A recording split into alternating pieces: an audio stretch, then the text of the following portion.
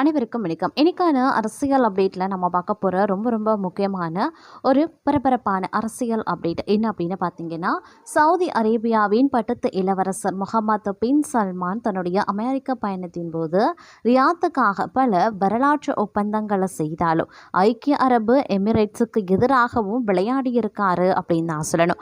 ட்ரம்புடன் சேர்ந்து சவுதி அரேபியாவின் சித்து விளையாட்டு விளையாடிருக்கக்கூடிய அவர் ஆயுதங்களை கொடுத்து தங்கத்தை கடத்த முயல்கிறாரு அப்படின்ற ஒரு தகவல் தற்போது பார்த்தீங்க அப்படின்னா வெளியாக இருக்கிறது.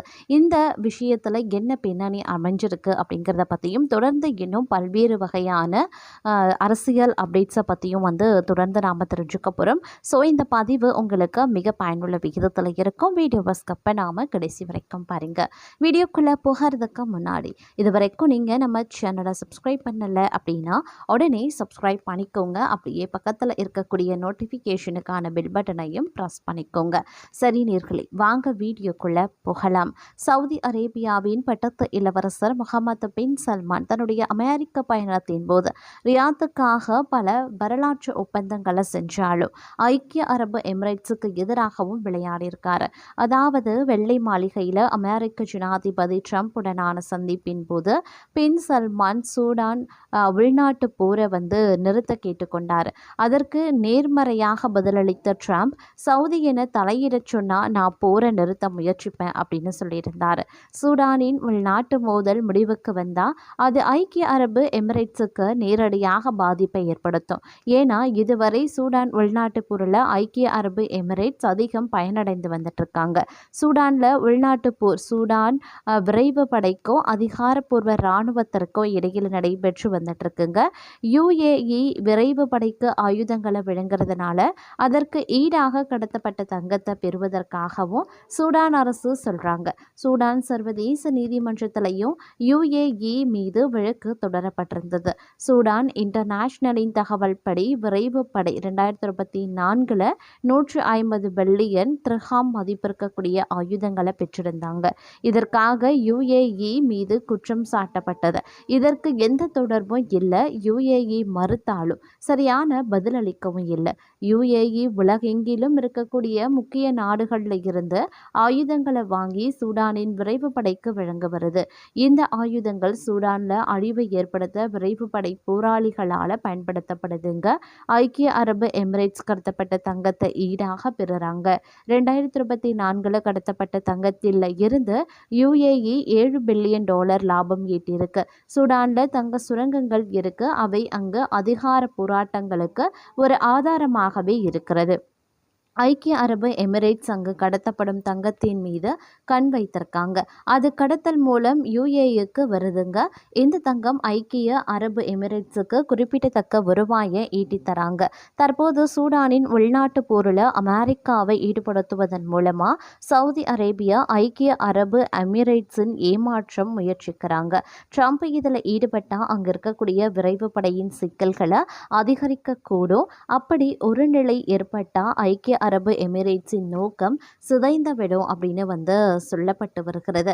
அது மட்டும் இல்லாமல் மற்றொரு விஷயம் என்ன அப்படின்னு பார்த்தீங்கன்னா, உக்ரைன் போருக்கு பிறகு உலக அளவில் பெரும் மாற்றங்களை ஏற்படுத்தியிருக்கக்கூடிய ரஷ்யாவுக்கு எதிரான சர்வதேச தடைகள் தற்போது இந்தியாவின் மிகப்பெரிய தொழிலதிபர் முகேஷ் அம்பானியின் ரிலையன்ஸ் நிறுவனத்தையும் தாக்கியிருக்கிறது.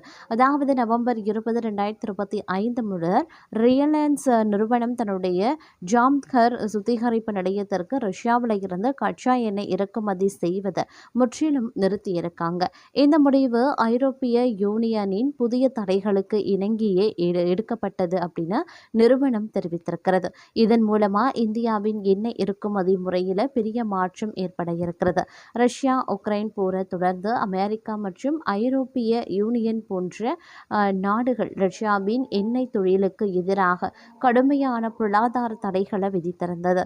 ரஷ்யாவில் இருந்து சலுகை விலையில் கச்சா எண்ணெய் வாங்கி வருவதாக இந்தியா எதிர்ப்பு தெரிவித்த அமெரிக்கா இந்தியாவில் இருந்து இறக்குமதி செய்யப்படும் பொருட்களுக்கு கூடுதல் வரிகளை விதித்திருந்தாங்க.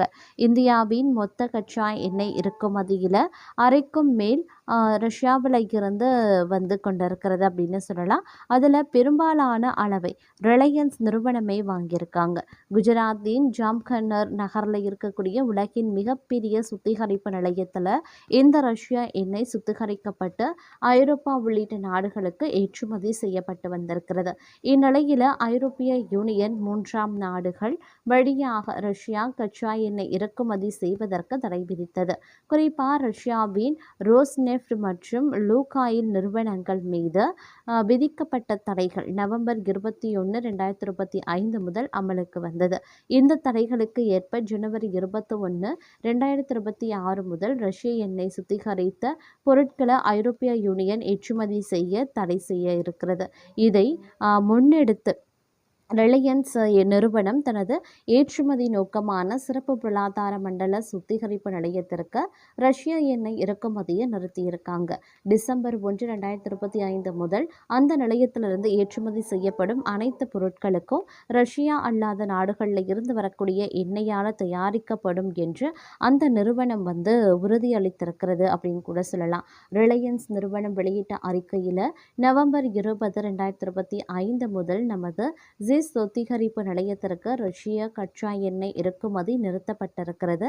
ஜனவரி 21, 2026 முதல் அமலுக்கு வரும் இறக்குமதி கட்டுப்பாடுகளுக்கு முழுமையாக இணங்குவதற்காக இந்த மாற்றம் திட்டமிட்ட நேரத்திற்கு முன்பே செயல்படுத்தப்பட்டிருக்கு. அக்டோபர் 22 வரை உறுதியாக்கப்பட்ட அனைத்து ரஷ்ய எண்ணெய் இறக்குமதிகளும் போக்குவரத்து ஏற்பாடுகள் இருந்ததால் நிறைவேற்றப்படுகின்றன. கடைசி கப்பல் ஏற்றுமதி நவம்பர் 12 அன்று நடந்திருக்குங்க. நவம்பர் 20 அல்லது அதற்கு பின் வரக்கூடிய ரஷ்ய எண்ணெய் உள்நாட்டு வரிமண்டல DTA சுத்திகரிப்பு நிலையத்தில் செயலாக்கப்படும் அப்படின்னு சொல்லப்பட்டிருந்தது. இந்த முடிவுக்கு அமெரிக்கா வரவேற்பு தெரிவித்திருக்காங்க. வெள்ளை மாளிகை வெளியிட்ட அறிக்கையில் ரிலையன்ஸ் நிறுவனத்தின் இந்த முடிவை வரவேற்கிறோம். இது இந்தியா அமெரிக்கா இடையிலான வர்த்தக உறவுகளை வலுப்படுத்த உதவும் அப்படின்னு சொல்லியிருந்தாங்க. வர்த்தக பேச்சுவார்த்தைகளை அடுத்த கட்டத்திற்கு கொண்டு செல்ல ஆர்வமுடன் இருக்கிறோம் அப்படின்னு தெரிவிக்கப்பட்டிருந்தது.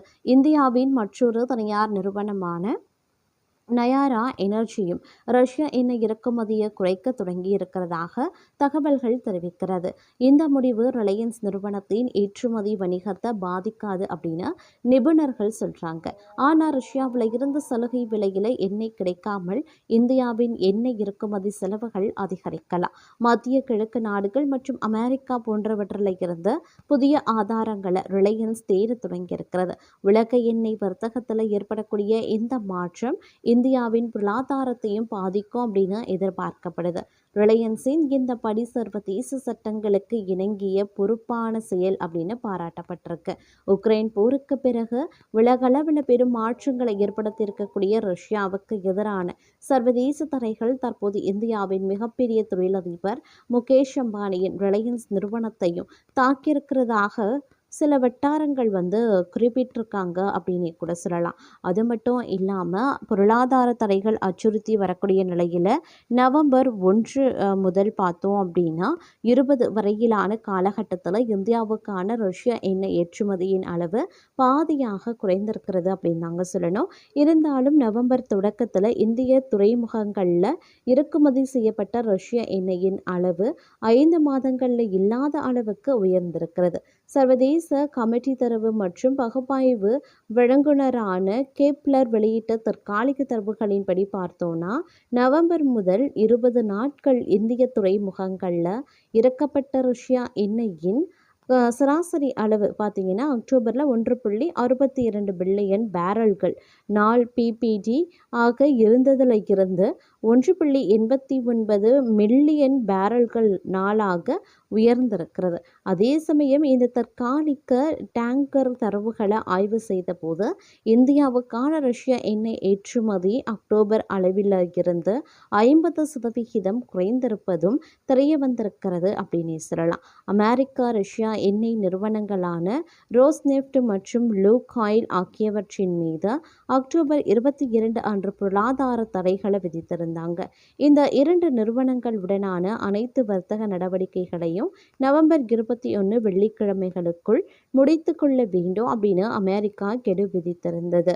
உக்ரைன் போரை நிறுத்த மாஸ்கோவை நிர்பந்தித்துக்கும் முயற்சியின் ஒரு குறிப்பிடத்தக்க நடவடிக்கையை இந்த தடைகள் பார்க்கிறாங்க.